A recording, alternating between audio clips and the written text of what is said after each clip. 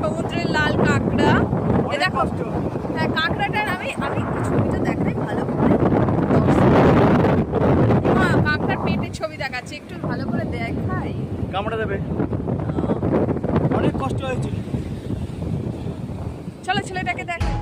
দেখো আমার ছেলে কত মজা করছে, যদিও ভিডিওটা ওকে লুকিয়েই করা হচ্ছে। ও যদি জানতে পারে ওর ছবি তোলা হচ্ছে, সে আর ছবি তুলবে না। যাই হোক, এত সুন্দর মজা করছে, ওকে দেখেও বেশ ভালো লাগছে। কিন্তু জলে নামবে না, ওই যে দূরে সমুদ্র, ও এতটা দূরেই থাকবে।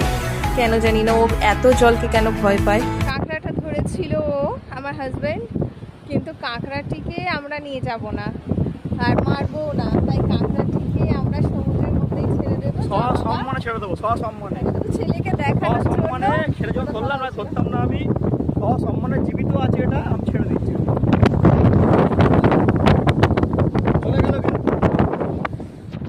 এই যেগুলো দেখতে পাচ্ছেন সব লাল কাঁকড়ার ঝাঁক।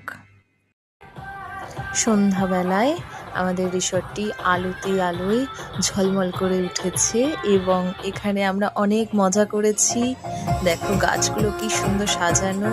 আমার ছেলে আর আমি তো খুব মজা করেছি। এখানে আবার বারবিকিউ হচ্ছে। দেখো চিকেনের লেগ পিসগুলো শুধু দেখো, তন্দুর হচ্ছে। খাবো, কখন খাবো এটাই ভাবছি। পমফ্লেট রয়েছে, চিংড়ি রয়েছে, পনির রয়েছে। আমি আর ছেলে আনন্দেতে তো নাচছি, ওদিকে আরেকটা পুচকে ছুটোছুটি করছে, তাকে তো ধরাই যাচ্ছে না। ওরে বাপরে, সে যা দুষ্টু। এখানে আমার পতিদেব চলে এসেছে আমার সাথে একটু ডান্স করতে। পাশে তো গান চলছেই, দেখো সেও আমার সাথে নেচে যাচ্ছে। এই যে সেই পুচকি আর পুচকের বাবা। পরের দিন সকালে আমরা ব্রেকফাস্ট করে বেরিয়ে পড়েছি বাড়ির দিকে।